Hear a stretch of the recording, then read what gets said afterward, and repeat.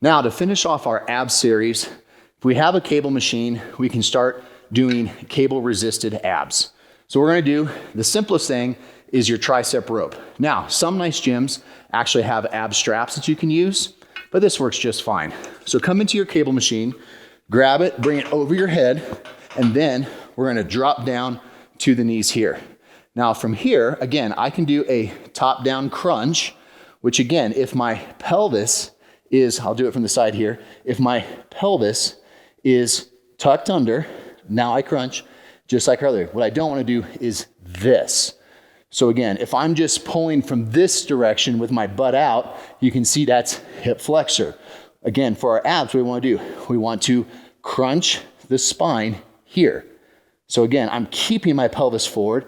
Now we can do the 4 count too. I can open, close, and down. The thing in this position is there's not really a lot of resistance here. It just looks like a bad movie. Okay, so we're gonna bring the pelvis in here to set the foundation for the crunch right here. Now I can crunch and then add some of this because my hip is forward. If my hip's going back, again, that's the hip flexor. But with my pelvis forward, now I can crunch and I can get that full range of motion and open up here at the abs. Now, why is this so important? This is important because we have to increase intensity. If you've been doing crunches your whole life, you can probably do like 1,000 sit-ups, 1,000 crunches, whatever. It's not enough stimulus to actually create hypertrophy. It'd be like me, if I start off and I couldn't even do a push-up, I'm gonna get some muscle growth by going from no push-ups to being able to do 100 push-ups. However, once you can do like a set of 100 push-ups, then your body's like been there, done that. It's the same reason why you don't get massive calves from walking around all day, because your body is used to that stimulus. So if you want bigger calves, what do you gotta do? You gotta go to the gym, you gotta get under a machine where you can put more body weight on, and now you can be in rep ranges, more in that anywhere from 5 to 15 rep range, so that you can overload the muscle. If you're doing exercises for 20 plus reps, it's not enough stimulus. Your abs, the old school train was you train your abs and your calves differently. And the answer is actually no. Doesn't matter fast twitch, slow twitch, there's slight variations, but really more in performance side. But when it comes to hypertrophy, it's really about overloading the muscle and taking it to its point of failure. So we have to be smart. If I fail all the time, then we have to worry about recovery. However, if you are doing even 50 crunches and we're still not going to failure, or even if you're taking something like that to exhaustion to failure, again, that's like walking all day long and having tired legs, but you're not gonna get the size and the definition you're looking for. So therefore, that's why we do the harder exercises like the hanging abs, why we use med balls, why we use the cable machine, because at some point, you cannot just keep adding volume, you have to overload the intensity.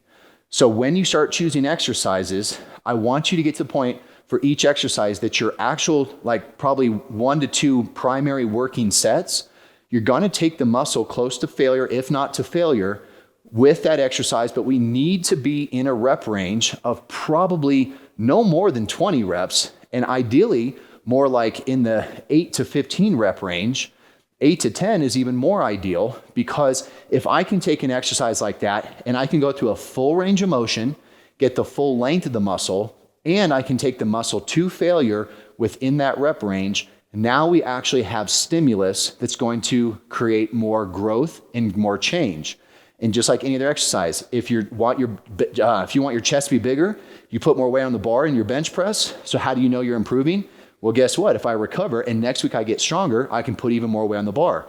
Same thing with the cable unit. If I can put more weight on and still get to that point of failure with good form, and that's the caveat, then I'm gonna have enough stimulus. So if you are wondering why your abs aren't changing and you're dieted down so your body fat's pretty low, so you can see your abs, but they just don't look good, you wanna look like the back of a turtle, like ripped kind of abs, you got to make the muscle physically bigger.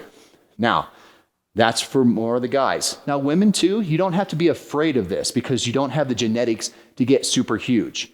At the same time, notice we don't do a ton of oblique work. So I'm not doing like the strongman stuff in this video.